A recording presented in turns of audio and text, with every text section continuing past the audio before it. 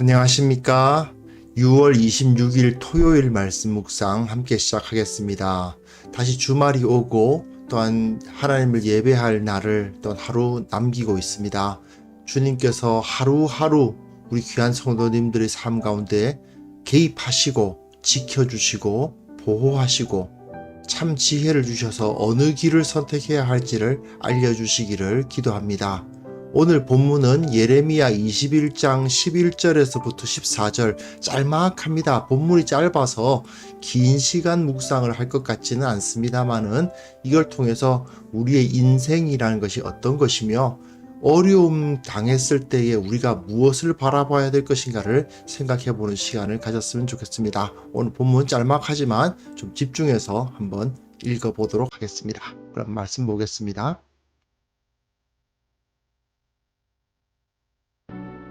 유다 왕의 집에 대한 여호와의 말을 들으라. 여호와께서 이와 같이 말씀하시니라. 다윗의 집이여, 너는 아침마다 정의롭게 판결하여 탈취당한 자를 압박자의 손에서 건지라. 그리하지 아니하면 너희의 악행 때문에 내 분노가 불같이 일어나서 산을 능히 끌 자가 없으리라. 여호와의 말씀이니라. 골짜기와 평원 바위의 줌이나 보라, 너희가 말하기를 누가 내려와서 우리를 치리요, 누가 우리의 거처에 들어오리요 하거니와 나는 내 대적이라. 내가 너희 행위대로 너희를 벌할 것이요, 내가 또 수풀에 불을 놓아 그 모든 주위를 사르리라. 여호와의 말씀이니라.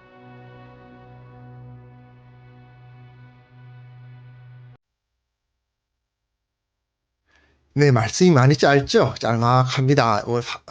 지금 오늘 본문 다시 한번 기억해 보시면요. 선지자가 고난을 받음으로써 심판이 확정되는 이야기가 20장까지 이루어졌습니다. 그리고 어제 본문 21장 1절에서부터 10절까지 실제로 그 심판이 일어났을 때 어떤 일이 벌어졌는가. 너무 늦었죠. 나를 위해서 기도해 달라고 마지막 왕인 시드기야 왕이 와서 혹시라도 기도를 해서 저 사람들이 물러가도록, 저 바벨론 사람들이 물러가기를 위해서 기도해 달라고 하는데 실제로 그런 일은 일어날 수가 없죠. 하나님께서 이미 치시기로 결단을 하셨기 때문에 선지자를 그렇게 욕보이고 공격하고 말 안 들어놓고 그 바벨론의 침공을 막을 수 있을 거라고 생각한다는 것 자체가 말이 안 됩니다. 여하튼 그렇게 망할 수밖에 없었다라는 것을 어제 본문에서 예언이 성취되고 예루살렘은 멸망했다. 시드기야 왕에 의해서 멸망했다. 시드기야 왕이 21살의 왕이 되어서 11년간 통치했으니까 이제 30 이제 쪽 간 넘은 젊은 왕인데 그렇게 이제 참 비참하게 그런 일을 당하고 맙니다. 그런 일이 벌어지고요. 그리고 오늘 본문에서부터는 어떤 일이 벌어지느냐 하면 유다의 왕들에 대한 말씀이 이어져요. 오늘 본문에서부터 23장 앞부분 8절까지 쭉 이어질 텐데 21장 뒷부분부터 22장, 23장 앞부분, 여기서 왕들이 뭘 해야 되냐? 너네들이 이렇게 했었어야 되는데 안 했다. 왕이라면 너희가 이렇게 했어야 하나님께서 지켜주셨을 텐데 그걸 너희가 안 했기 때문에 망하는 것이다. 그 이야기를 이제 하시는 거예요. 결국 예루살렘이 망한 이유가 뭐다? 왕들이 잘못했고 선지자들이 잘못했다.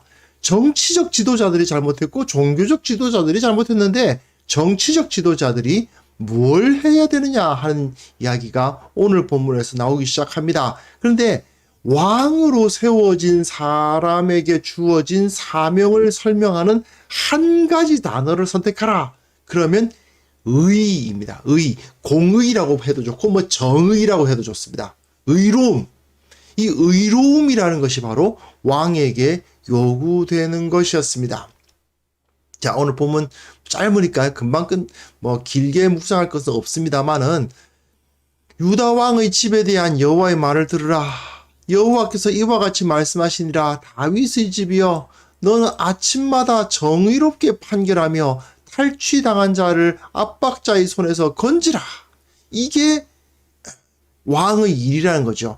그리하지 아니하면 너희의 악행 때문에 내 분노가 불같이 일어나서 사르리니 능히 끌 자가 없으리라. 자, 근데 이 말씀이 지금 시드기야가 와가지고 우리를 위해 기도해 주세요 하는 상황에 예레미야가 한 말이라면 좀 의아한 느낌이 들지요. 왜냐하면 이미 지금 바벨론이 쳐들어와가지고 예루살렘 성을 포위했단 말입니다. 그런 상황에서 저들이 물러가게 해주십시오 이렇게 기도하고 있는 그런 상황인데 한다는 이야기가 다윗의 집이여 왕을 이야기하는 거죠. 너는 아침마다 정의롭게 판결하여 다스릴 때 백성들을 다스릴 때 정의롭게 판결하고 탈취당한 자를 압박자의 손에서 건지라. 아니 지금 전쟁이 눈앞에 와 있는데 바벨론이 쳐들어왔는데 이건 무슨 얘기인가 싶지만 사실은 이것이 이 시드기야, 이 왕에게 요구되는 가장 중요한 일이었던 것입니다. 보통 세상 나라의 왕들은요, 전쟁에서 이겨서 자기 그 왕위를 지키려고 합니다. 왕이 백성들의 안위를 지키는데 관심을 갖는 왕이 과연 얼마나 있을까요?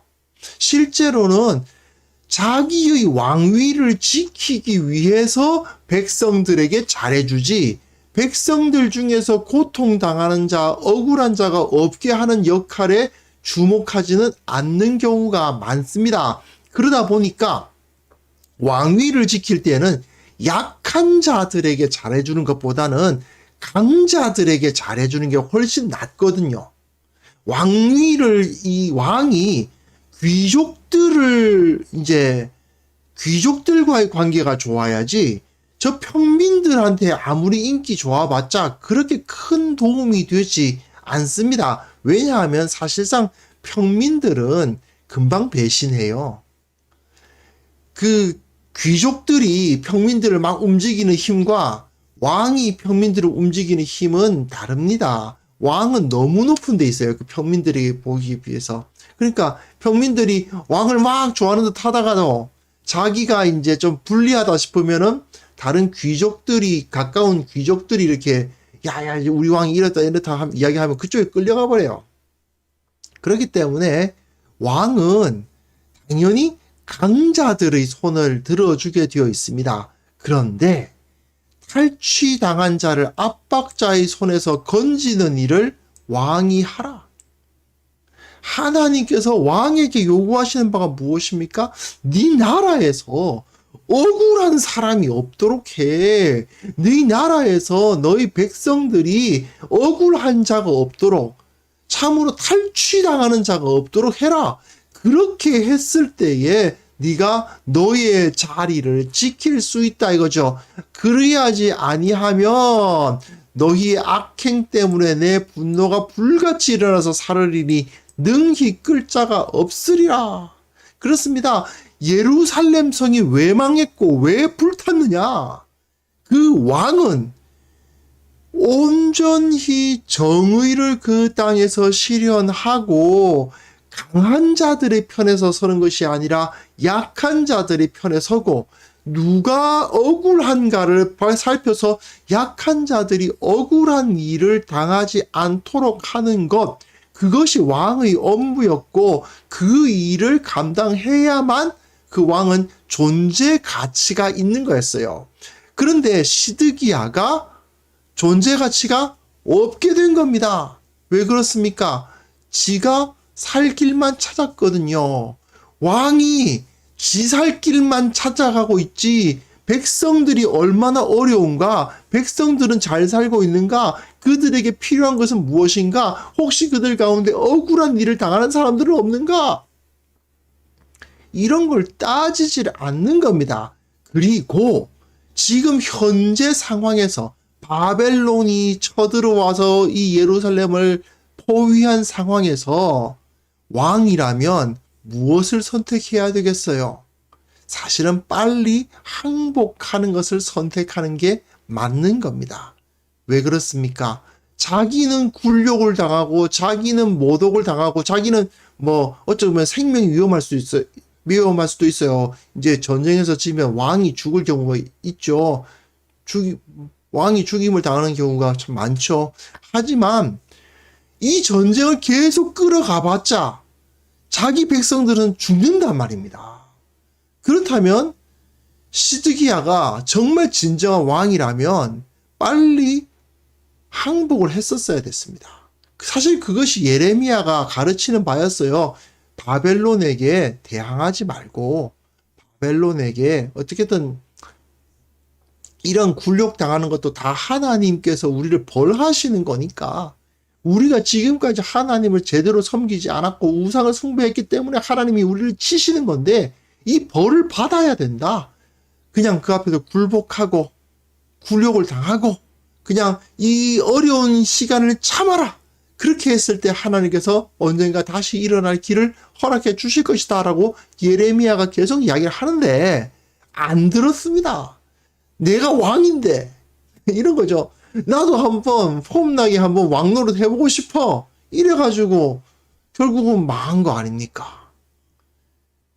자기가 백성들을 백성들을 지키고 저 사람들이 평안하게 살도록 하기 위해서 노력하는 것이 아니라 지 위세 세우고 지 힘 나타내려고 하고 내가 왕이야 하고 그걸 통해서 자기 권세를 키우려고 했던 이 어리석은 왕들은 결국은 이렇게 망하고 마는 것입니다. 다윗의 집 왕이 아침마다 정의롭게 판결하고 탈취당한 자를 압박자의 손에서 건지는 그 정의를 지켰어야 되는데 이 사람들은 그걸 행하지 않았고 결국 하나님은 쫓겨나고 마는 거죠. 그런데 이 상황에서 어떻게 생각하느냐 하면 사람들이 에이 그래도 저 바벨론이 우리를 이길 수야 있겠어? 그런 생각을 하는 겁니다. 왜 그렇습니까? 골짜기와 평원 바위의 주민아 이런 말을 쓰시는데 이게 이제 예루살렘 성을 말하는 거예요. 예루살렘 성이 굉장히 높은 산 위에 있습니다. 이게 그 예루살렘 성을 이제 바라본 건데 이렇게 높죠. 이렇게 산지에 여기가 지금은 그 이슬람 모스크가 들어있지만 여기가 이제 성전 자리고요. 이게 이제 그 예루살렘 성이 있던 자리란 말입니다. 그러니 이 이렇게 차로 지금 올라가고 있죠. 이렇게 올라가는 것을 보더라도 지금이야 뭐 곡사포도 있고 비행기가 폭격하기도 하겠지만 이 당시로는 이런 성을 공략하는 것은 정말 어려운 일이거든요. 그러니까 하나님께서 말씀하시기를 골짜기와 평원 바위의 주민아 너희가 말하기를 누가 내려와서 우리를 치리요 누가 우리의 거처에 들어오려고 하거니와 그렇죠. 예루살렘은 정말 천혜의 요새였습니다. 들어갈 수 있는 길이 남쪽 하나밖에 없어요. 거기만 딱 막고 있으면 돼요. 양쪽엔 전부 다 푸른 산이기 때문에 그것을 올라가기는 정말 어려운 일입니다. 만약에 사실 이게 어려운 점인데 만약에 그 안에서 식량과 물이 충분히 계속 있기만 하다면 그리고 이제 병이 돌지만 않는다면 이건 진짜 절대로 함락할 수 없는 성이 바로 예루살렘 성이었던 겁니다. 그런데 예루살렘 성을 함락시키는 길은 그거밖에 없죠. 완전히 포위해놓고는 고사시키기. 그 안에 있는 물과 식량이 떨어질 때까지 완전히 그 고사시키는 방법인데 이제 그 방법을 쓰려면은 이 쳐들어온 군대도 엄청 강해야 되지 않습니까? 그 보급이 확실하게 이루어지는 군대여야 되고 그리고 그 친적에게 다른 적이 있으면 안 돼요. 이 주력 군대를 가지고 이곳을 포위해 놓은 상태에서 다른 데서 또 쳐들어오면은 이 군대가 또 빠져야 되잖아요. 그런 일이 벌어지니까 실제로는 쉽지 않은 곳입니다. 하지만 하나님께서 뭐라고 말씀하십니까? 내가 네 대적이야. 바벨론이 너희 대적이 아니고 내가 너희 대적이다. 내가 너희 행위대로 너희를 벌할 것이요. 내가 또 숲풀에 불을 놓아 그 모든 주위를 사르리라. 이 주위에는 예루살렘 전체를 다 태워버리고 너희들이 다 더 이상 어떤 것을 감당할 수 없게 만들어 주겠다는 것이죠. 특히 586년 그때 그 예루살렘이 망한 해에는 가뭄까지 있었다고 합니다. 성의 물과 식량이 바닥나 버리는 거예요. 결국 항복할 수밖에 없는 거죠.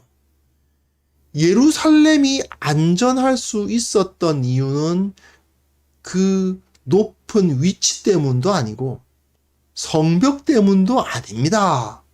하나님이 지켜주셨기 때문이에요.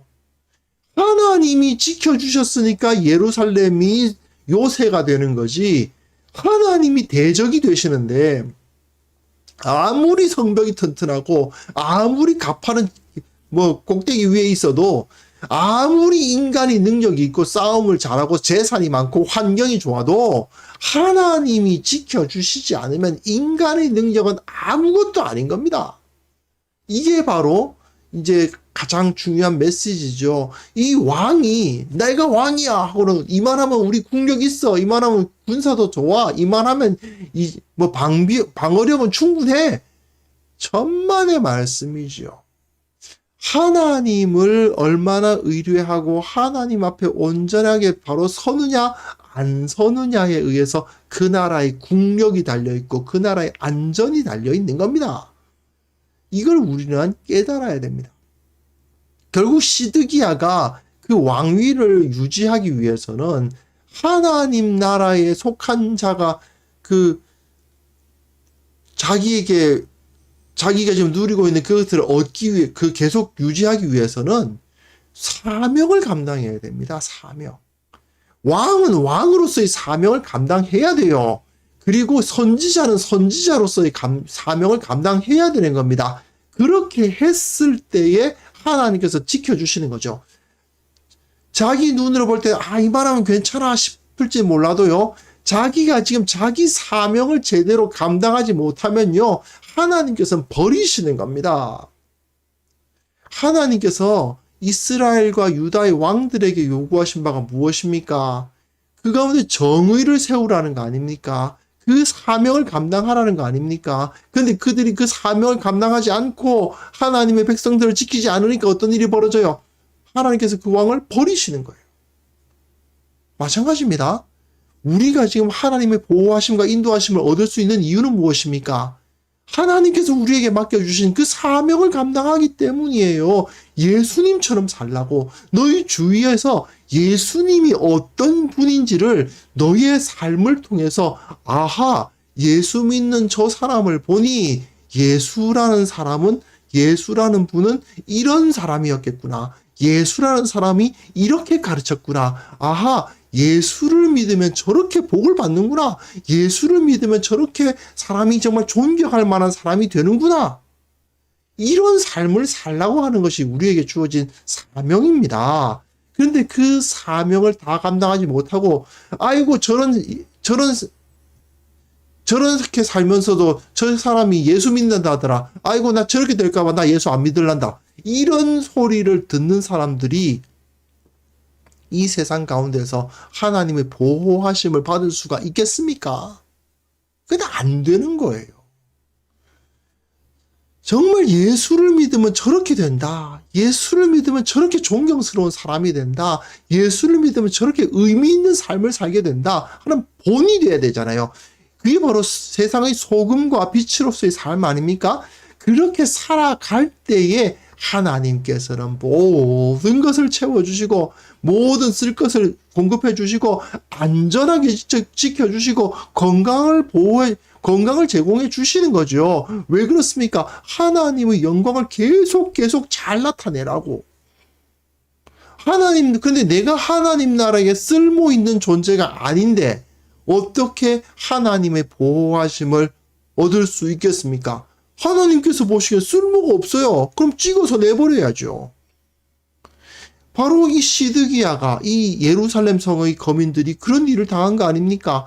하나님 나라를 위해서 저들이 전혀 아무런 그것을 갖추지 못하고 그 가운데 우상을 숭배하고 악행을 행하고 억울한 사람들이 말을 들어주지 않는 그런 삶을 살았기 때문에 그런 식으로 해놓고는 자기가 왕이랍시고 말이죠. 그렇게 행했기 때문에 결국 이렇게 망하고 마는 것입니다. 자, 우리가 이제 이 땅에서 살아가고 있는 여러 가지 것들 많이들 누리고 있죠. 뭐 나의 재산, 나의 능력, 뭐 나의 환경, 또 나의 건강, 이 모든 것들 다 누리고 있는데 이 모든 것은 다 주님으로부터 온 것입니다. 주님께서 우리에게 사명을 주셨고 그 사명 감당하라고 우리에게 허락해 주신 것입니다. 우리는 이 부르심에 응답해야만 됩니다. 그렇지 않으면 하나님께서 빼앗아 가버리셔도 우리는 할 말이 없어집니다. 자, 이제 우리가 이 부르심에 응답하기 위해서 얼마나 노력해 왔는지, 얼마나 나는 이 부르심에 최선을 다해서 응답해 왔는지 한번 우리 자신을 돌아보고 반성해보고 함께 주님 앞에 기도하는 시간을 가졌으면 좋겠습니다. 함께 기도합시다.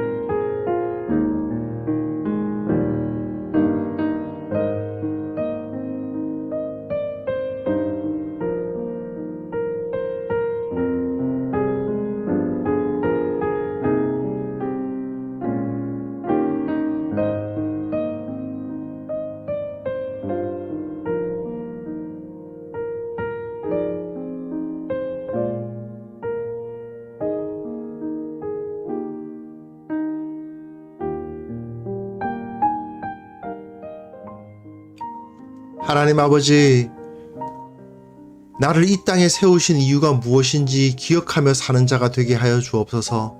주님께서 맡겨주신 그 사명 이루는 자들 될 수 있도록 도와주시고, 날마다 이 세상에서 소금과 빛으로서의 역할을 온전히 감당하는 우리 모두가 되게 하여 주시기를 원합니다. 아침에 눈을 떴을 때에 주님께서 나와 함께 하시고 우리를 보호하고 계시다는 것을 느끼게 하시고, 시시때때로 하나님께서 나를 왜 이곳에 세우셨는지를 기억하며 살아가는 우리 모두가 되게 하여 주옵소서. 이를 통해서 주님께서 은혜를 베풀어 주시고 나를 지켜주시고 모든 필요한 것들을 채우시는 것을 시시때때로 매 순간 느끼며 감사하며 찬양하며 만족하며 살아가는 우리 귀한 성도들 다 될 수 있도록 주님 도와주시기를 원하옵고 바랍니다. 특별히 교회 가운데, 한국에 있는 모든 교회 가운데, 이 땅에 있는 모든 교회 가운데 은혜를 주셔서 교회가 이 땅에 세워진 참 목적이 무엇인지를 그 속에 속한 모든 성도들이 깨닫게 하여 주시고, 그 공동체가 그 목적에 부합한 공동체로 바로 세워질 수 있도록 주님께서 은혜를 베풀어 주옵소서. 교회가 이 땅 가운데 빛을 던지게 하시고, 교회가 이 땅 가운데 참된 의미를 갖는 그런 높은 주님의 영광을 드러내는 공동체가 될 수 있도록 주님께서 은혜 위에 은혜를 베풀어 주시기를 원하옵고 바랍니다. 아버지께서 오늘도 함께 해주시고 인도해 주시고 내일 거룩한 주일을 준비하는 시간입니다. 참으로 그 준비하는 가운데 은혜를 허락하여 주시며 매 순간 베풀어 주시는 그 은혜로 말미암아 감사의 제목들이 넘쳐날 수 있도록 주께서 우리와 함께하여 주시기를 원하옵고 예수 그리스도의 이름으로 기도합니다. 아멘.